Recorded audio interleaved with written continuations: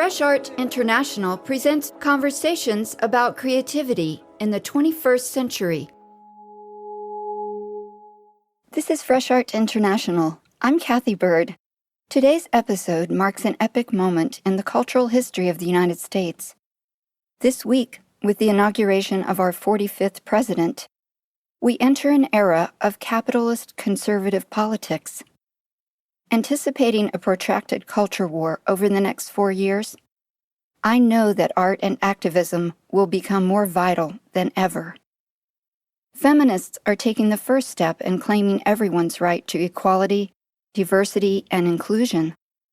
On day 2 of the new administration, hundreds of thousands will join in women's rallies and marches across our country, demonstrating the power of peaceful protest.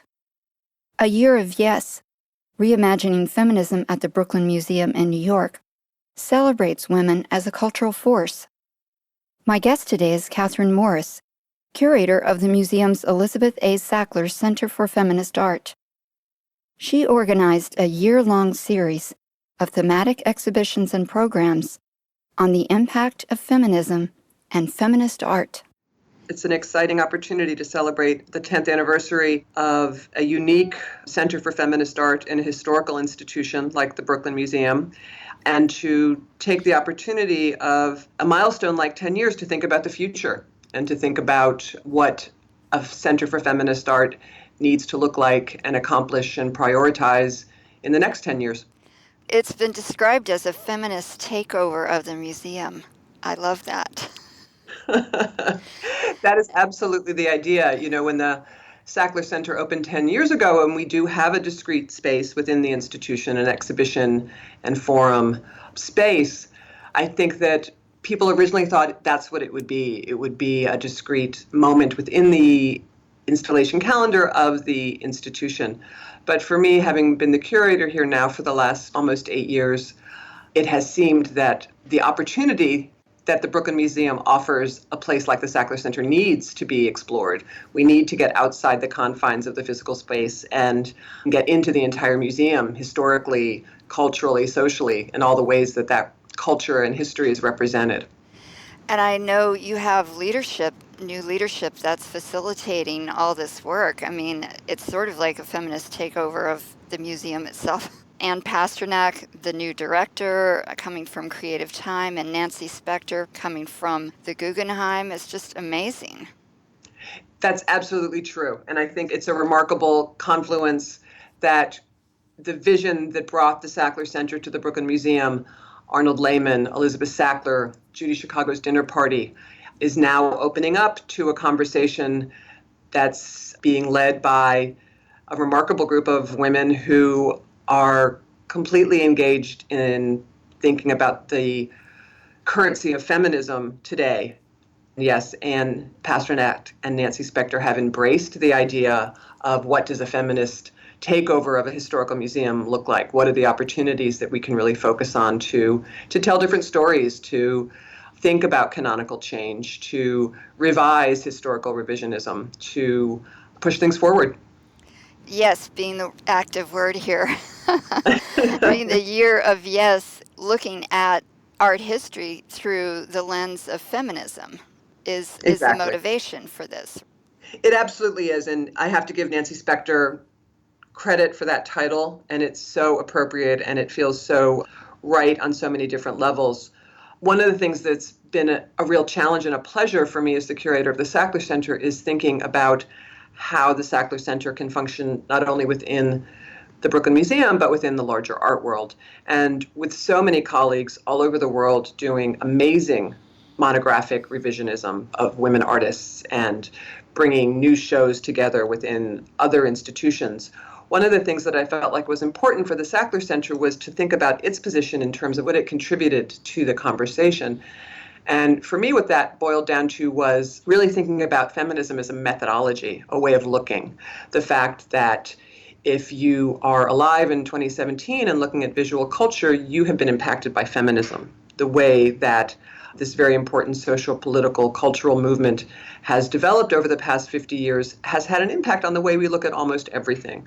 So even if something is not made by a feminist artist per se or have overt feminist context, we can still talk about the way that we look at it through this lens of feminist methodology. And so that's really what this takeover is about as well, is looking through the lens of feminism at this institution and its own history and its own collections and its own place in the world right now. I think it'd be great, with that thought in mind, to talk about the Sackler Center itself, how it was established, and the work of art that is at the heart of that center. My favorite story about that is that Elizabeth Sackler brought Arnold Lehman a book on the dinner party when she had a meeting with him before the founding of the center. And she showed him the book and she said, "Would you like to have this?" And he said, "Sure, that would be great." He thought she meant the book. And in fact, she meant the dinner party.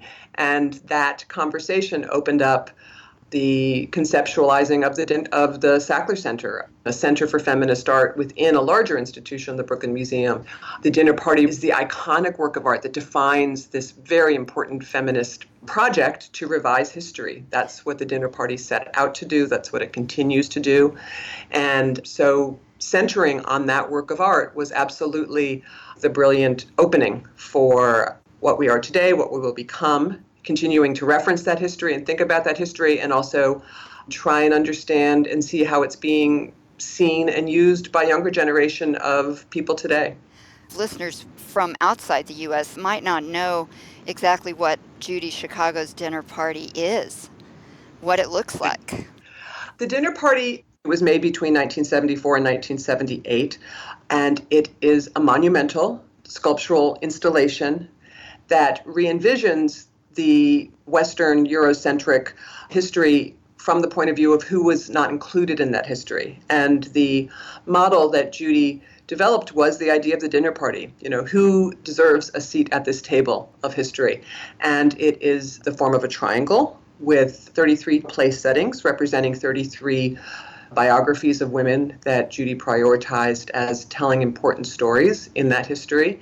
On the floor around these place settings are 999 additional names of important women in history. So a total of 1,038 biographies are made available effectively in this moment in the late 1970s in a pre-internet, a pre-Google, a pre-Wikipedia age. And that's what Judy set out to do in combination with making a really dramatic and beautiful visual representation of these people and their stories. It's pretty exceptional. I've been there, and it's like a chapel. The design is intended to really highlight the iconic presence of women in the field. The Year of Yes expands on that room, that one space, to take it throughout the museum. I love Beverly Buchanan, the first exhibition on her revision of the male history of land art. I love to hear you say that, honestly, because in a way, the exhibition Beverly Buchanan, Ruins and Rituals, which is curated by two remarkable young curators, Park MacArthur, who is also an artist, and Jennifer Burris, is a classic example of feminist revisionism because Beverly Buchanan is not an artist who is very well known and needs to be, and had a dramatic and important voice to add to several art histories, one of which, as you said, is land art. An artist like Beverly Buchanan, a different conversation to land art, something that we typically think of as large, sort of male, I have to say, interruptions into the landscape, into usually pristine, wide open landscapes. There are exceptions to that. Obviously, Nancy Holt is a very important part of this conversation, as are many other women artists. But Beverly Buchanan was an African-American woman who worked primarily in the South. She had deep roots in New York, working here for a number of years and really being part of the art world before going back to the South, to Georgia, where she grew up, in South Carolina and North Carolina, and made land art that really reflected her lived experience and her desire to make monuments to mark what are typically unmarked history in African-American culture in that environment. So as far as I'm concerned, moving forward, if you want to talk about land art, Beverly Buchanan needs to be part of that conversation. And she changes that conversation because she adds a politics and a social construction to it that has not typically been seen. In several of these exhibitions, you're looking at the history that's brought us to where we are today. Marilyn Minter exhibition. Marilyn Minter, Pretty Dirty, is a project that actually originated with the curators Bill Arning and Elisa Arthur, and it has traveled to several venues in the United States, and we are thrilled to be the final venue for the show. Marilyn is a longtime New Yorker and activist in this community. We are particularly thrilled to show her work. She is an artist who has been and considered herself a feminist from almost her earliest work, and has certainly instinctively addressed feminist issues in relationship to representation of women, sexuality, fashion, pop culture. And at the same time, she has in the past been taken to task by feminists who felt that her sort of pro-sex and certainly embrace of pornography was problematic. And she is an artist who I think has experienced over several decades coming full circle on sort of our understanding of the way something like pornography can function in a conversation about feminism as a positive thing. So we're thrilled to have this opportunity to present Marilyn's work because, again, it complicates and points to how broad feminism is and how applicable it is to so many different artists at different moments. We're doing an exhibition on Georgia O'Keeffe, which opens in a couple of weeks, and it really is about her self-fashioning, how she very much was in control of and thought about and was determined to drive how she was seen in the world throughout her career. That exhibition is curated by Wanda Korn and Lisa Small here at the museum, and it is a conversation about an artist who never in her lifetime embraced the idea of feminism. We've talked about the fact that she was in conflict with second wave feminists. She came of age in a period which, and I think many artists to this day would absolutely agree with her, her priority was to be the greatest living artist. Her interest was not to have the qualification woman artist be applied to that title, and that's completely understandable. And I think it was from that perspective that she really made her life. This is going to take on so many facets of who she was. Georgia O'Keeffe left much of her clothing in her estate to the Georgia O'Keeffe Museum. So the fact that she did this implies intention on her part about the value of these objects, about the ways in which she envisioned them as part of her estate, as part of her place in the world. And so we felt like that was an opportunity or an opening to be able to have a conversation about how she managed her image. And because she was so photographed and so sought out as a model over the course of her life in relationship to photography, that is also a keen indicator of this being significant within her lifetime. I think that many people would imagine that the image that we have of O'Keeffe was driven by Stieglitz, who took many of the most important and phenomenal photographs of her. But in fact, looking at the course of her life from even before she knew Stieglitz, she was already making certain poses and making decisions about the way that she represented herself and the types of clothing she wore and the minimalism she embraced. I think that's going to be a gorgeous show.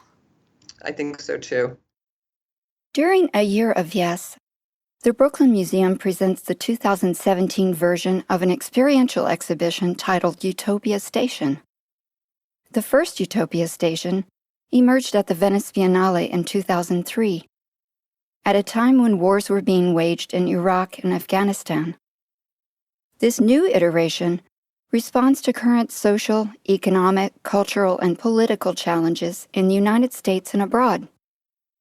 Utopia Station, with Molly Nesbitt and Hans Ulrich Obrist and Rikrit Terbanisiak, really talks about the future, really talks about this idea of utopia and envisioning utopia. And certainly, as far as we're concerned, that is a feminist conversation. I think it will involve, as it did when it was presented in Venice, artists coming and participating in events, performances, discussions, objects brought in to support those conversations and projects. So it's really, and another model that I think many museums are now pursuing and curators are very interested in is the performative aspect of our cultural drive. And so I think Utopia Station will participate in that aspect of this project. If we were making a global statement about how the Year of Yes reimagines feminism, what would you say? I think I would say that reimagining feminism from a historical point of view means acknowledging its very deep roots in our culture and the very profound impact it has already had on the way all of us live our lives, and acknowledging that, pointing to that, celebrating that, and then really thinking about what the priorities are for future generations, because feminism is not something that's going to go away. I feel like conversations about how long a Center for Feminist Art needs to exist, for instance, is something that we can have because it's an intellectual conversation that drives what we do in the future. But certainly since the election, I feel more than ever the real need for a place like the Sackler Center to exist and to continue to produce exhibitions and programs and to support ideas about the necessity of feminism. And so, how the Year of Yes will influence the future? I hope we participate as my more feminist instinct in a way, how we collaborate, how we support future thinkers about feminism, how we help describe it, how we help point to it, how we help illustrate it, is absolutely what a museum needs to be doing. This is Fresh Art International. I'm Kathy Bird. You've been listening to my conversation with Catherine Morris, curator of the Sackler Center for Feminist Art at the Brooklyn Museum in New York. We've been talking about A Year of Yes, a series of thematic exhibitions and programs that values the past and reimagines the future of feminism and feminist art. Though this may not yet be the moment for Americans to celebrate their first woman president, A Year of Yes suggests that we can play a role at the forefront of the newest culture war. Yes, this is the year to participate, collaborate, and partner in culture making. It's time for a feminist takeover. Learn more about A Year of Yes at freshartinternational.com. Help us grow by taking a few minutes to rate and review this episode on iTunes. You'll find us anywhere you go for podcasts. Follow us on Twitter and Instagram at FreshArtINTL. We'll follow back. Thank you for listening. Stay tuned for more contemporary art talk.